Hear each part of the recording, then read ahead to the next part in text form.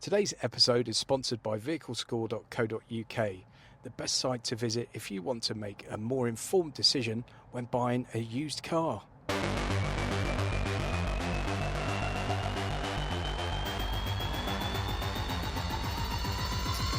Hello and welcome to the April episode of Charging Status, the UK and Ireland EV-focused podcast brought to you from The Interface. As ever, I'm joined by my co-host, Jim Starling. Hi Jim, how you doing? Hi Alex, I'm good, thanks. Looking forward to another show. It's been a very busy month, a lot of news. There's a lot of news today actually, so we're recording this on the 12th of May, and there's already some Honda EVs launched today, and there's some quite shocking Tesla news as well, which we'll get to in a second. Just to wrap up the stuff me and you did, so we published an episode of the show, a special episode on site from Fully Charged Show South 2023. So we actually recorded that in a Costa car park, which was hilarious. But that was a good show, wasn't it? It was good to go. Yeah, it was really good, and it's worth going back and listening to that episode really, because there was quite a lot of interesting stuff that happened, and just a good day really. And we got to see a few things that we didn't necessarily expect to be seeing in UK, like the F-150, several other little bits and bobs, didn't we? They had a Rivian there, which, as you know, I'm a massive sort of pickup enthusiast, despite having no need for one ever at all. But yeah, some really nice things there. And obviously we saw a couple of launches as well. So all that's covered in that episode. So go and check it out. Yeah, links are in the show notes. And if you're watching this on YouTube or listening on YouTube, links are somewhere. So that's awesome. So there was an event I went to, I think it must have been last month. I lose track of time nowadays. I don't know what's going on. I went to the CV Show 2023. It was at the Birmingham NEC. I filmed some stuff for The Interface while I was there. There was some interesting stuff. There was Maxus launched their new eDeliver 7. So I went on the Thursday, and on the Tuesday they sort of debuted it. They used that event to debut their new van, which I thought was quite cool because there's not much stuff happens in this country for car launches, which is a shame, but it's quite good that they use that place to launch that van. So yeah, it looks quite interesting as well. I really like the design. It's got that odd sort of logo in the grille. It looks a bit like the DPD logo, I think, but a little cube kind of pattern, but it's really cool. Very different looking, quite striking in a world of sort of, commercial vehicles can be on the bland side. I think that one, they've at least tried to put a bit of effort in to make it look a bit more interesting. Yeah, definitely. I interviewed Chris Adams from Maxus. He sort of heads up Harris Maxus. Is sort of the importer for the UK. So I had a quick chat with him. It's in the video as well. But it's a competitor for the E-Transit Custom, which hasn't gone on sale yet. 2 battery packs on offer, 77 kilowatt hours and 88 kilowatt hours, about a range of 226 miles, which for delivery stuff, it's pretty good. There's obviously all the tech stuff inside. You got 3 seats inside in the front, and also 12-inch big screen for CarPlay and that sort of thing. And there will be some other high roof models planned, so it's pretty good. Yeah, very interesting. And there was also this. I didn't do a video on it. I didn't have much footage of it, but there was this German van called the Be-On, and I managed to have a chat with the guy, not on camera, and he was saying that everything was rushed. It was sort of this van was on sale in Germany for a little while. It was owned by DHL, and the day of the event, or the day before the event, they signed the contract for the importing rights for that vehicle, which was crazy. Yeah, because this is a crazy looking thing, and it kind of looks a bit like a G Whiz at the front, but yeah, with a box on the back. Definitely, it's. I never heard of it before the event, but as I said, DHL used to own the company. It was sort of a project between a university or like a college in Germany. It used to be known as Street Scooter, but 10,000 of them apparently have already been sold, and DHL are using them for all sorts of things. So that might be quite useful in London and cities like that. So yeah, definitely. And I think in this day and age now, where we've got so much of the last mile delivery stuff going on, particularly even for things like food deliveries, and you can now obviously order groceries locally on an app, so you don't have to book in the big supermarket shop. Can really see a use case for it there, where you might not need kind of massive range, but you just want a small, agile vehicle to get you around. So yeah, it could do well. There's some big news today from Tesla. So this was literally announced a few hours ago, so I managed to write this together just quite quickly. The Model S and Model X from Tesla they haven't been, from what I understand, they haven't been massively in stock lately. And people have pre-ordered the Plaid, sort of the extreme version. But going forward, the Model S and Model X will only be left-hand drive. Now, I've never driven a left-hand drive car in this country on the wrong side, if you know what I mean. Have you done that before? Or? Yeah, there's a video on my YouTube channel. It's called Definitely Not a Guru, folks. Go and check it out. Little plug there. But Polestar lent me a Polestar 1. And, of course, they only made that in left-hand drive. And it's very odd. Somehow it feels rather more strange than when I've driven my right-hand drive car in France and things.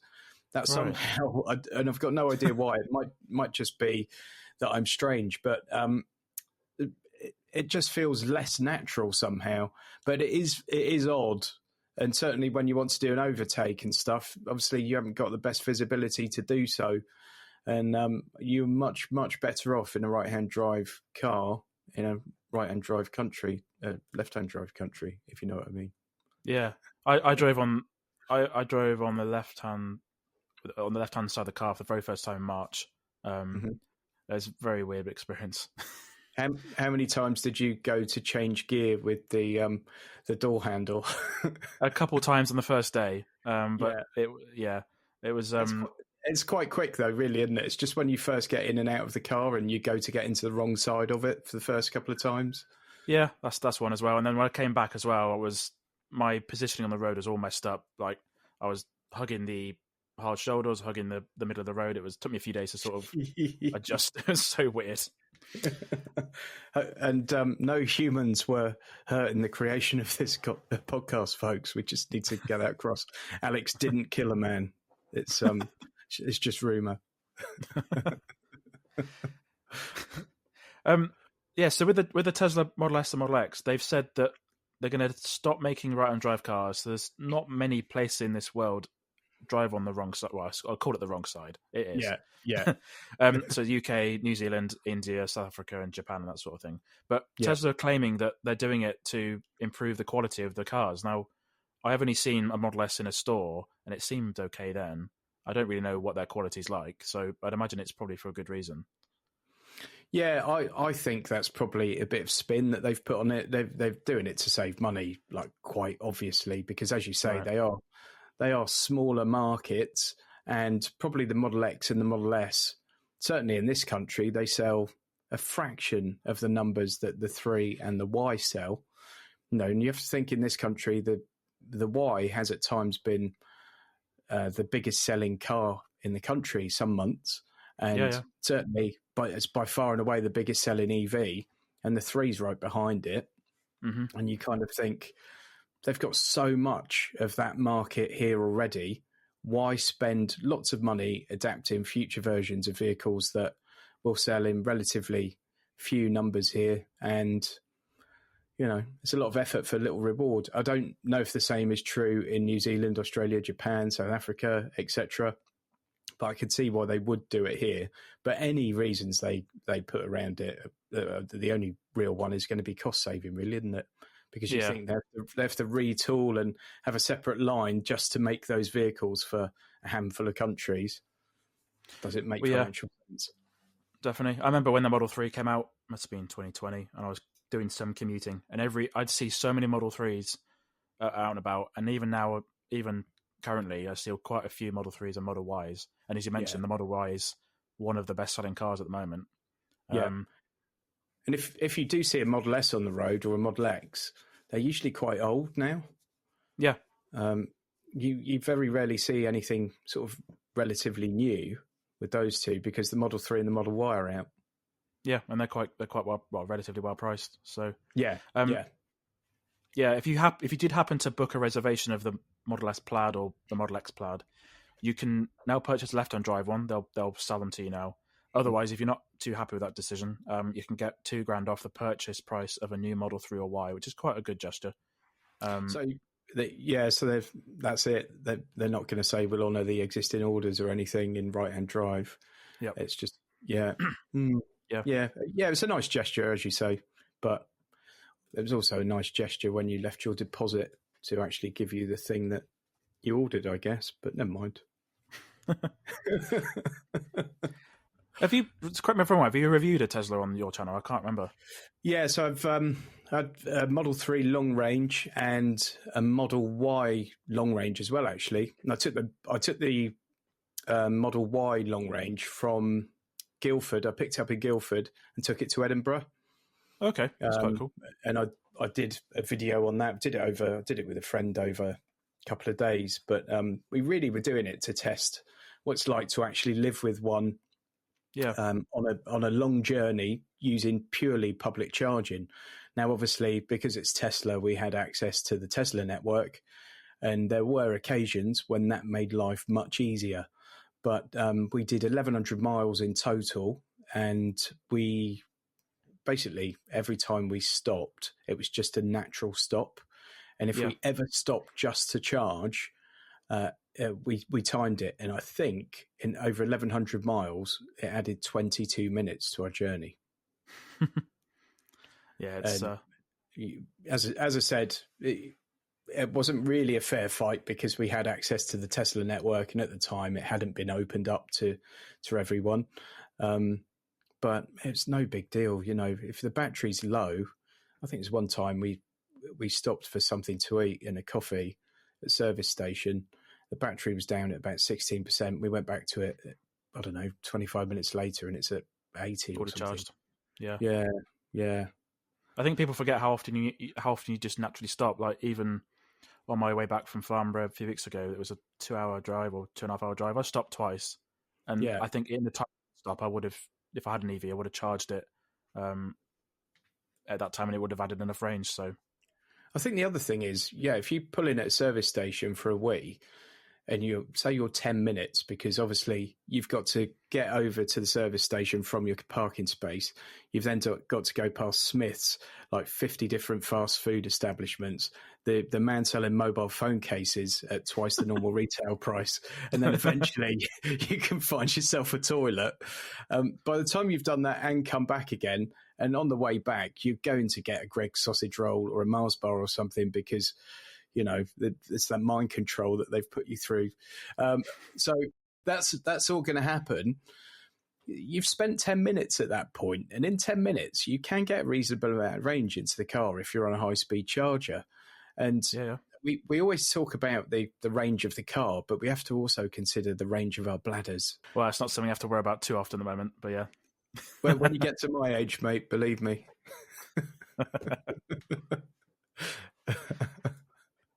The other new car that was launched, it's not been launched yet. It's been spied in California, and I know some people have had access to an early version of it. So I know Nicola from Auto Express, and she did a video for Electrifying the other week, and they got early access to this new Mini.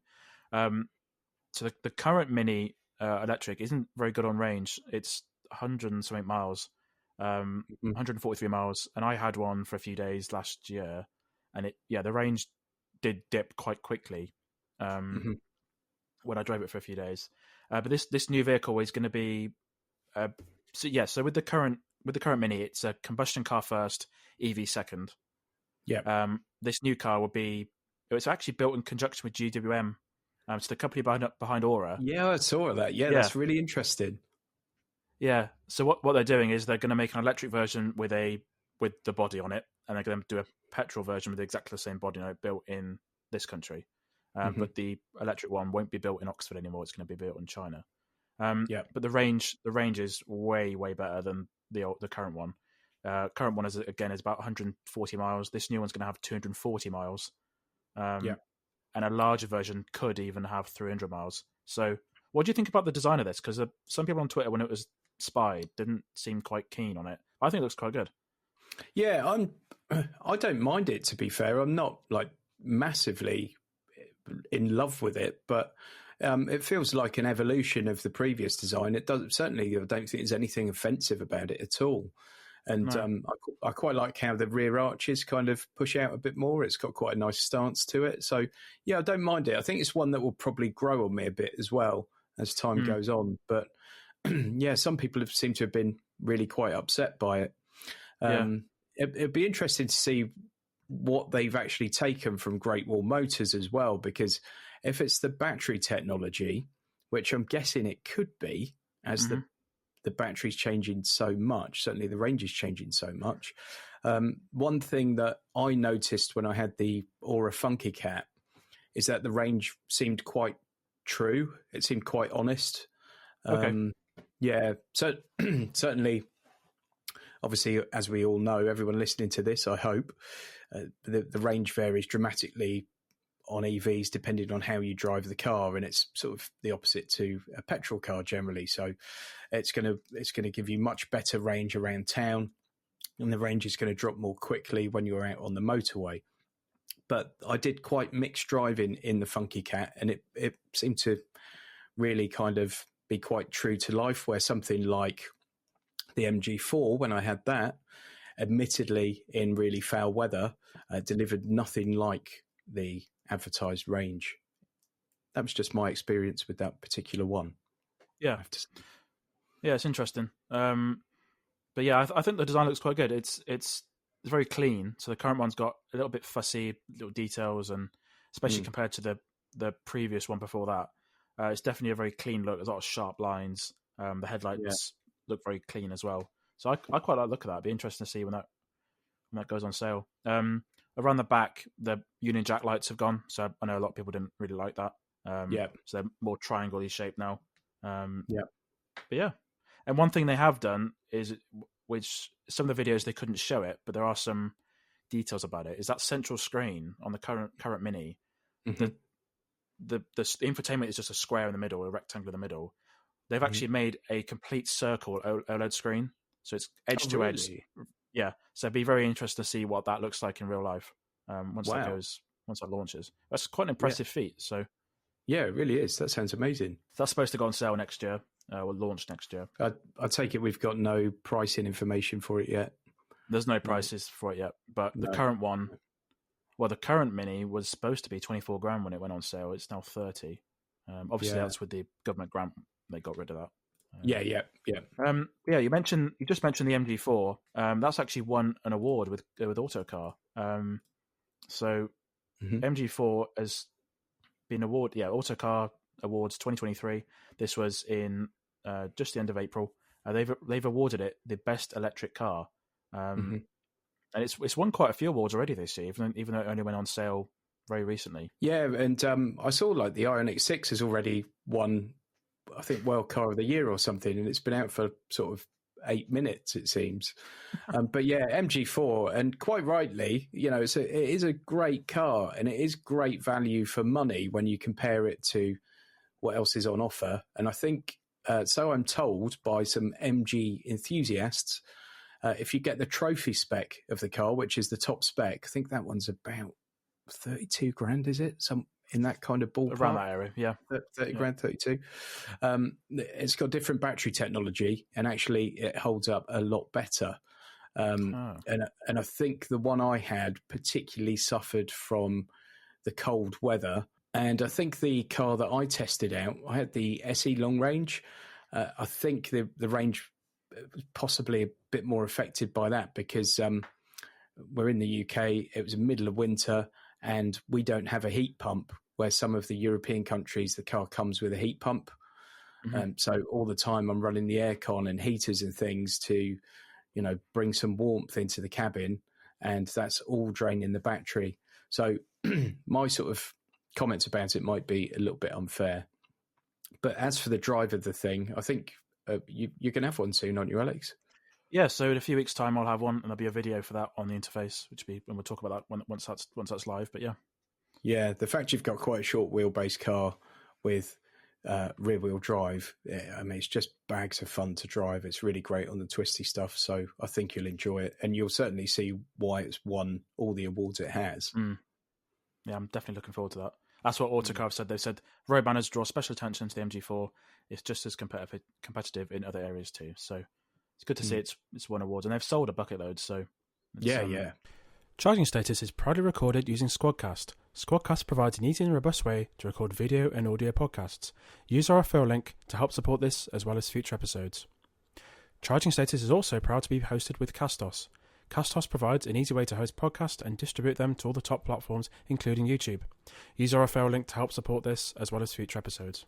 Yeah, this is the next one is a car that we're sadly not going to get here. And this is from BYD. So we saw BYD launch the Dolphin at Fully Charged a few weeks ago. But at the Shanghai Auto Show, BYD, so Build Your Dreams. I love that. They announced another animal branded car. It's the Seagull. And from what I can gather, it's about the same size as the VW Up, the car I've got. Yeah. When BYD announced the Dolphin, I was surprised to learn, I didn't know much about the company, that they don't use cobalt in their batteries. And this car uses a sodium-ion battery. It's incredibly, much cheaper than using lithium-ion. It can handle colder temperatures better, but one of the biggest trade-offs is that it just charges a bit slower. But they haven't BYD haven't confirmed that yet. But the main thing with this car is the price. It's just under £8,000 if you convert it. Yeah, it's insane. And I mean, when you consider the slow charging, it's actually still got a really good range, hasn't it? So it's like 190 or 252 miles of range. Yeah. Which obviously both great numbers for a little car like that, because most of the time you're not going to do long runs with it.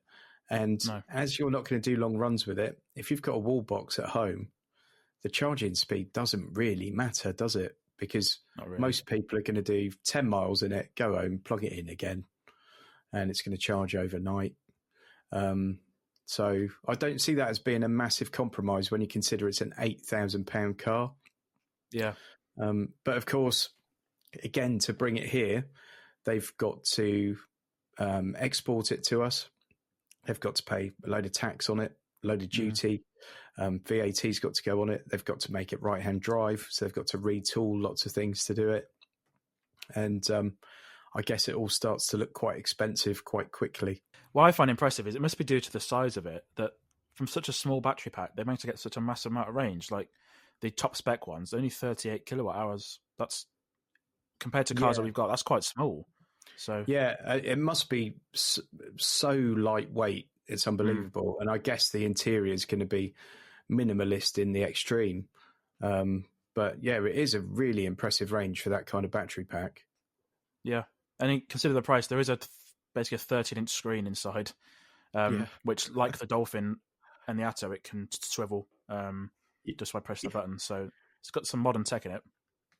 They've put that in the Seagull? I didn't know that. Yeah. Wow.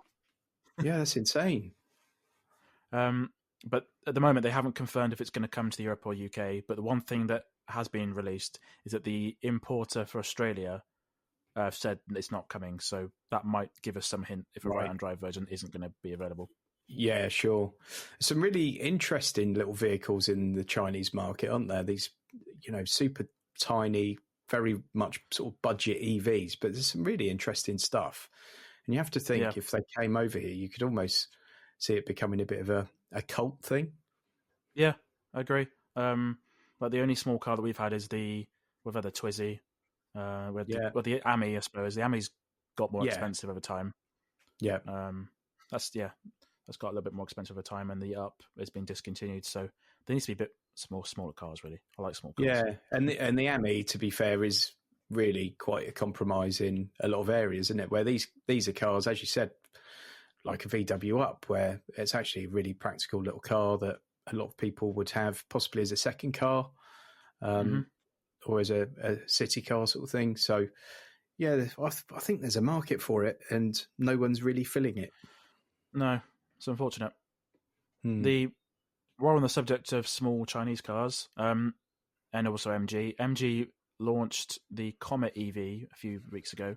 This is a small little car again. This has got a really small battery pack. It's slightly bigger than the Citroen Ami, and it's a lot smaller than the MG3. It's about the same price as that Seagull from BYD. It's just under £8,000. It's got a 17 kilowatt battery pack with a range of 143 miles. That's insane. Yeah. From what's quite good, well, I guess they've already converted for right-hand drive. So the customers in India will about to order the Comet in the next few months. So it's already right-hand drive because India's right-hand drive. But it's not expected to come here, unfortunately. I guess for safety regulations, maybe. Oh, yeah, quite possibly. I know that's not such a concern in some parts of the world as it is here. But No. so it's only 3.3 kilowatt charging as well. AC is done at 3.3 kilowatt. But again, how much of an issue is it on that kind of car, I guess? Yeah, it's probably a city car because and everything's stored at the rear of the car, so it's rear wheel drive. Probably the battery pack's in the rear as well on the floor. So it's been done to a cost. And also, again, with these small cars, they're not compromising on the tech. It's got a 10-inch screen with CarPlay and that sort of thing. So it's actually got two 10-inch displays. Yes, that's right. It's amazing that these small little cars have got a lot of tech now. So yeah, it's not too long ago that we would have paid probably half the price of that car in certainly in some top cars to just get the infotainment upgrade, to get the larger screen in something. Yeah. 2,000-3,000 quid for the top infotainment system. It's bananas, really. Yeah, I remember messing around when I was a bit younger on configurator pages on cars and stuff, as you do. And I remember vividly like $4 or $5 grand for some speaker upgrades on an Audi or something. Yeah. So yeah. Mad. Yeah. The next one, again, another car from China indirectly. It's the car we saw at Fully Charged Live again. So it's the Smart #1 or Smart #1. It's obviously Smart. Yeah. This is a car that's going to come here, and there are some impressive at the top of the range. There are some impressive figures on the Brabus version. This is sort of the reinvention of Smart. So Smart for a long time made little city cars and some sports cars in the early 2000s. But this is the first EV from Smart that's going to come from that joint venture with Geely. Geely, that company that owns Volvo and Polestar and Lotus. And they've got a 50% stake in Smart. So this is like a small crossover. Yes, it's quite an interesting looking car, isn't it? I like the look of it. I had a chance to sort of not get in the car, but sort of have a look in the interior. It looks very high quality. Yeah, it does. Yeah, and I think it will be a departure from people that are used to kind of Smart as a brand, because it was always quite cheap and no frills, but fun. Where this seems to have taken away sort of the no frills side of things, and it seems to be quite an interesting looking car. And it's certainly not cheap either, is it? It's reasonably well priced. It's about 36 grand in the UK.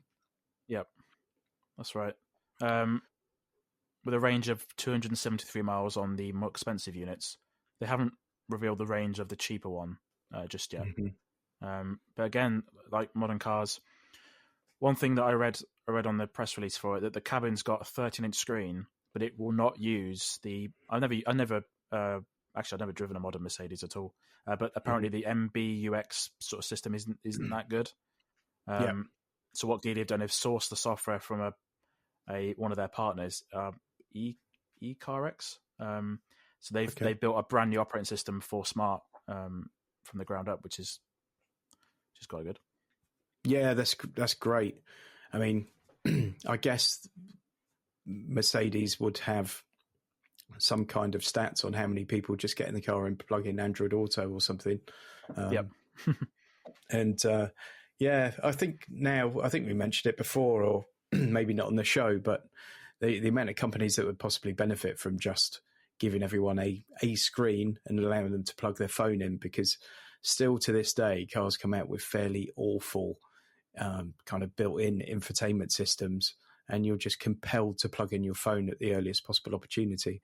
But it's good that they've taken that on and realised that it's not very good and had another crack at it. Yeah, it's good to see. Yeah. That reminds me, actually, I think it was a few weeks ago. Did you see the news about GM? So GM have said that in their future EVs, they're not going to support CarPlay. No, I didn't see that. That seems like a bizarre move. Yeah, apparently they're going for a Google operating system. So some cars, I think, like the Polestar, have got I think it's called Android Automotive. And they're going to not allow Android Auto or CarPlay in their future EVs. And rightly so, everyone hates that decision. It just seems bonkers, doesn't it? I mean, like with everything now, people just want choice, and sometimes, I mean, if I were looking at a car now and it didn't have Apple CarPlay, I would move to the next. When I bought my 4 Series a few years ago, the first thing I did was have Apple CarPlay retrofitted, because the BMW system, despite Matt Watson constantly saying that it's the best thing since sliced bread, I thought it was pants, and Apple CarPlay's much, much better. So yeah, it seems bizarre that you would just cut off such a large chunk of the market. Yeah. Yeah. We'll have to see if that decision changes, because they've just hired an ex-Apple executive from the software, I think, at the company. So we'll see what happens. But of course, that new Apple CarPlay is in development, and you have to think that's going to come with a subscription fee. Yeah, it might do. Yeah, I've got a funny feeling that will become part of your Apple One subscription or something if you want the upgraded version of CarPlay. And maybe I guess maybe they didn't want, there's something around that, and some sort of revenue sharing issues or licensing cost issues. Yeah, but definitely. there must be a good reason for it, you have to think, because otherwise they're nutters. Yeah. Yeah, just get back to the Smart One. The Brabus version I mentioned is going to have it's going to cost £43,500. It's going to have 422 brake horsepower, and 0 to 60 in 4 seconds, which is quite rapid for a little SUV. So that might be quite good fun. That's awesome. Yeah, with something with that short a wheelbase, that would be a great laugh. Yeah. The next thing is the Abarth 500e. So I wrote a piece on your website, notaguru.co.uk, about the upcoming 500e. Again, another car we saw it fully charged. A lot of new stuff at that show. It's a good event. So the price at the moment that we know about is for the limited edition Scorpa. I'm gonna absolutely butcher this. Scorpionissima, I think. Scorpionissima. There we go. That's Oscar award-winning, that is. Thank you. Thank you. That limited edition is about £40,000 here in the UK, which made me wince when I saw that the first time. But the lesser spec versions are going to be from 34, which isn't too bad. Still a lot of money. It is a lot of money, and it's. I think the standard Fiat 500e, which, as you know, I love. I really loved my time with that car. I had one for a month, and I adored it. But I just think that's way too expensive, because it is a compromised car. It's not got massive range. It's not got tons of space, and at 30 grand, you could have an MG4 for the same price as a Fiat 500, and then add a bit more onto this. It's a tough one, I think, particularly when, as you said in the article, you're knocking on the door of 40 grand for one when you get further up the spec. But no doubt it's going to be a massive laugh, and it's going to be a brilliant thing to drive, because it's essentially that great 500e with a quicker 0 to 60 time at the end of the day. Yeah, and I did think, like all cars, in pictures they don't quite look as good as they do in real life. And the one that had it fully charged was that lovely yellowy colour, green. And I'm a big fan of yellow cars, and that's it. I love the look of that. It did look fantastic. That colour, by the way, in the Abarth paint chart, I think is called Bin Man's Trousers, but we'll have to get that confirmed. But it does. If you were getting one, you would have to have it in that colour. Oh, 100%. It looks great. Yeah. And when we mentioned the price, the most expensive version is the 500e Turismo convertible. That's 42. Geesh. Wow. Yeah. I love the look of that. It's compromised, but it's cool. Yeah, definitely. That Turismo could be worth a lot of money in future as well, because 7 people will buy that. The convertible one at 42 grand. So you never know. That might become a bit of a collector's piece in years to come. That makes me wonder, actually, because I was watching a video this morning. It's from Chris Harris on Collecting Cars. They're talking about some Fords they've got, from a collector on the auction site. They're making me think that these cars are, well, combustion cars don't necessarily degrade much over time. That's 40 years ago these cars came out. Mm-hmm. Now it makes me think, like, what's going to happen to the EVs that we're buying today in 40 years' time? I don't know. Yeah. I'm not sure what's going to happen to them. Yeah, that's a really interesting point, actually. I guess at some point you'll have to get the battery replaced, but yeah, yeah, that is interesting. It's one for thought, that one, because a lot of them have, well, everything now is run by software in the EVs, and if software isn't looked after, things can go, well, if it's connected to the internet, which cars are now, things can go wrong. So it'd be something to look at going forward. Yeah. But, yeah. And if in 15 years a Bath say we're no longer going to support firmware updates for the that's a whole kettle of fish. That could even become like a cottage industry, is, you know, third party companies stepping in and taking over.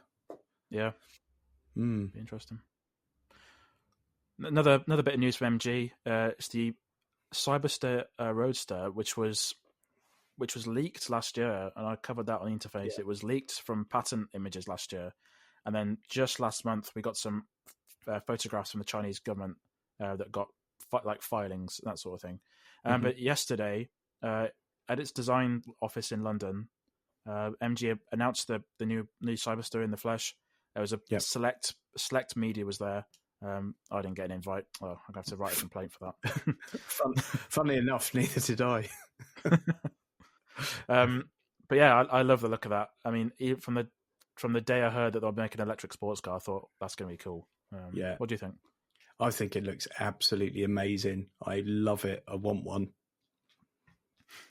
Or actually, they didn't invite me to that launch, so I hate it. Yeah. Apparently, it's classed as affordable, which I guess for a EV Roadster it's 55k. And that is that's not too far off most EV SUVs, really. Yeah, and I guess if you compare it to that kind of sports car, I mean, until we see a few more numbers on it, I guess it's going to be difficult to know what it is competing against in terms of internal combustion engine sport cars. But I don't know, is it going to compete with things like the Porsche Boxster, or the artist formerly known as the Porsche Boxster, or are we looking more at a competitor for something like, you know, MX-5 kind of car? So it'd be interesting to see where how they pitch it and what a few more of the numbers look like on it. Yeah, so I haven't put it in the article, but the most expensive version is going to be about 65k. That's what people have estimated. That's going to have 500 horsepower and four-wheel drive. So that's the big top version. And then the base model weighs just under 2 tons. So it's quite heavy. And that's rear-wheel drive for 310 horsepower. So it will be interesting to see where it goes in the market. But it's got when the media took photographs of it yesterday, there's a yoke steering wheel like the Tesla. Apparently that's not going to make production. Yep. Okay. Which is quite good. So I'm not overly keen on that. No, I'm not. I think they look quite cool, but in practice, I'm sure it'd be blooming awful. And, you know, a lot of people just drive along with a hand on the bottom of the steering wheel. And if you have to adapt your entire kind of driving technique and your sort of cruising position, again, it becomes a compromise. I think a few people did it, didn't they? After the Tesla announced the Plaid, that Toyota BZ4X, or the Subaru version of it, I think the Solterra did. I think they showed that with a yoke, but it never actually made production, or not here, and a couple of others, and then they said, "Oh, it won't be in the production one." Yeah, I think it looks really good. They've got 3 screens inside with lots of animations. You could put dials back on the screen, and I don't think they're going to sell many. And MG have said they're not looking to sell many, but it's more of a halo car, which is a good thing for any brand, really. Yeah, definitely. I guess what do you think about the 500 horsepower one? Will be going to get up against the F-Type as well. Well, yeah, that's being cancelled soon as well. Yeah. So possibly natural successor. Yeah. Yeah, I'm looking forward to that. Hopefully, me or you can have a go in it. Looks like it'd be good fun. So hopefully me. Yeah.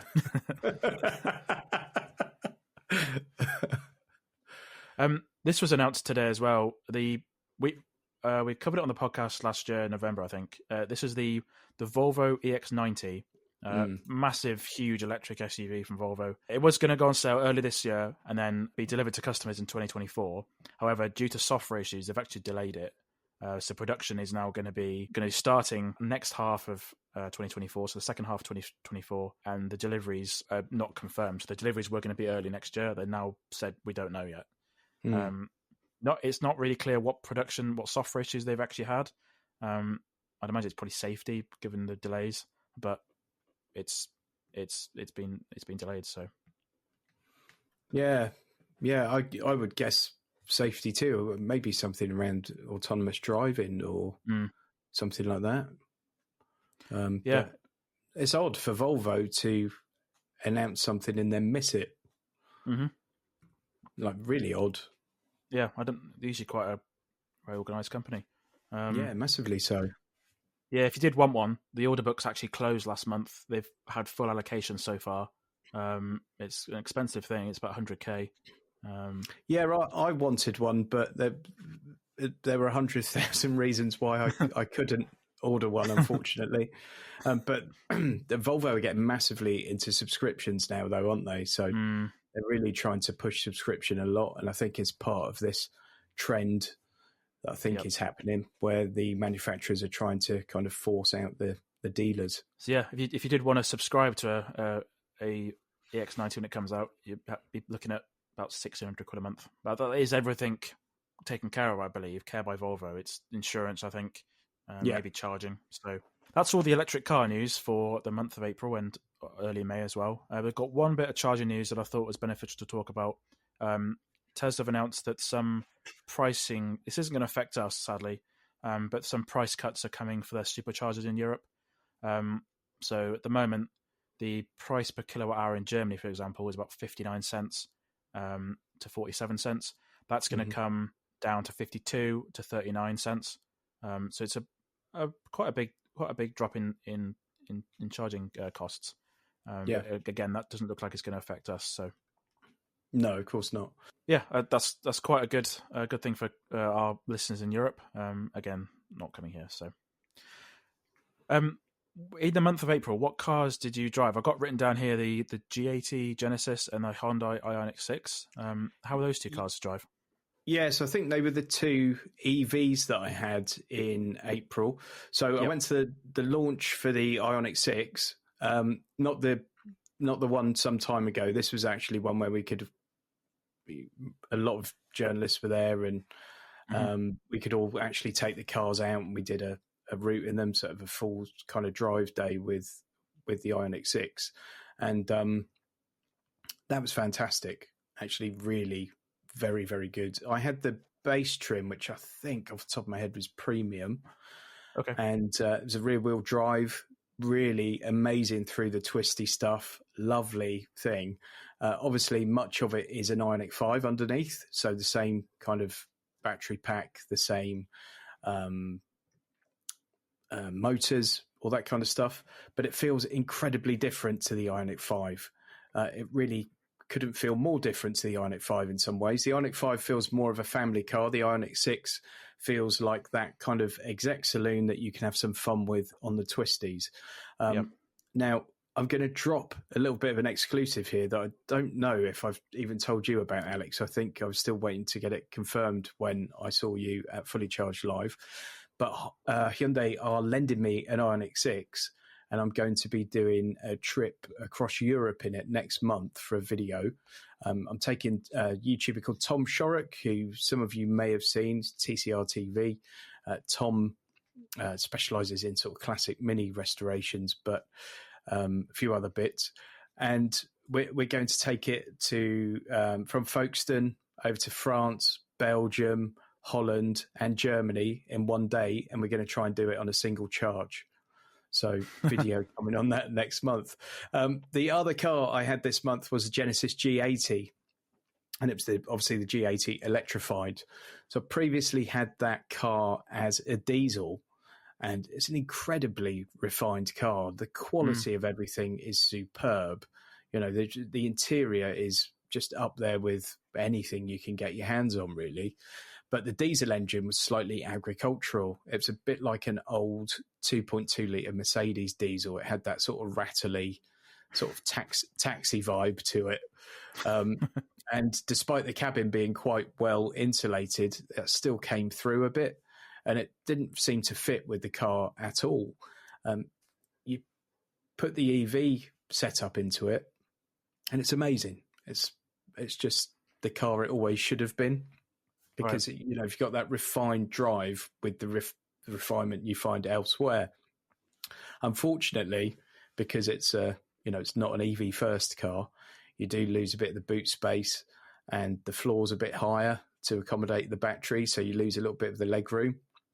So it feels like it's not a 10 out of 10, but it's probably a good 8 out of 10. Yeah.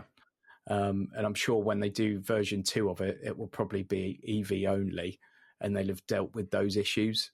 So, but great car. I really do love the Genesis vehicles. And if anyone's in the market for something like an Audi or a BMW, I would urge you to go and check out a Genesis, because it could be you don't know what you're missing. Yeah, definitely. Now, Genesis is owned by Hyundai, I think, isn't it? The same group. Yeah. Is that car doing any sharing between the Ioniq range, or the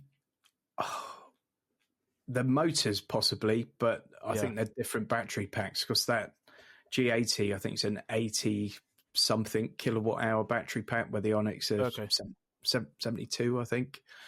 Yeah. And certainly anything that is shared is not abundantly clear, apart from stuff like the infotainment system. You can tell is, based on the same system, which is great. And it's the same system you get obviously in Kia as well. Yeah. Albeit in the Genesis, usually with an absolutely ginormous screen. Yeah. It wouldn't surprise me that a second gen version would probably based on Ioniq to save cost, I'd imagine. Yeah. I mean, obviously the GV60 is an Ioniq 5. Oh, okay. I didn't know that. Yeah. It's just EV6, Ioniq 5 and GV60 are essentially all the same car. And the GV60 feels like a premium Ioniq 5, where the EV6 feels slightly different to the other two. But yeah, very, very similar. The GV60 is just a tiny bit shorter. It's not quite as long as the other two. Yeah. Hyundai Kia definitely becoming sort of another equivalent of VW Group a little bit, doing one platform and sharing it. Yeah, but I think in terms of, in a few years, people will talk about them in the kind of regard that people used to talk about VW, and some people still do. But they just seem to be so far ahead of people like Ford. Yep. And who'd have thought that would have happened? I know. Crazy. I have got an electric van coming this month, Alex. I've got Mercedes eVito coming for a week, so that'll be a new one for me. And I've got a couple of other things. I've just had the plug-in hybrid of the Kia Exceed. Review for that is now at my channel, and now I think next week I've got the Lexus RX 450h, which again is a plug-in hybrid. So that'd be an interesting one. And then we've got our drive day, SMMT drive day, coming up at the end of the month, which you're coming along to. And I'm sure we'll get to drive some very interesting things at that. Yeah, so we'll have a chat about those in the next episode, or maybe even a special episode, not too sure yet. Yeah. So yeah, you're going to have to do the thumb there of you sort of van style, arm on the window sort of. Definitely. Daily Star on top of the dashboard. Remains of a Ginster's pasty. Yeah, looking forward to that. I love electric vans, so it'd be interested to see what you think about it. Good. Thanks for joining me, Jim, again for the April episode of Charging Status. As always, you can find this episode on YouTube, Apple Podcasts, Spotify, and more. For a full description of the show, visit the episode link in the show notes, and of course, check out the chapters, complete with images, to make your listening experience much more enjoyable. Thanks again to Vehicle Score for sponsoring this episode. You can find out more at vehiclescore.co.uk. We also have an ad-free premium version of this show available on Apple Podcasts. That will help support this episode and future podcasts from the interface. He also has a book out all about used cars. Be sure to check that out. It's a great read. Link is in the show notes. Cool. That was a good episode. Thanks for joining me, Jim. Yeah, thanks, Alex. Sorry, I'm lacking sleep and time this week, so I feel like I've been absolutely atrocious in that one. So thanks for pulling me through by my ankles, and we got there in the end. Yeah, brilliant. You can check out all the news articles at theinterface.uk. Again, links are in the descriptions and the show notes, and also those chapters as well. Thanks for listening, and we'll see you again next time. Thanks, everyone. Cheers.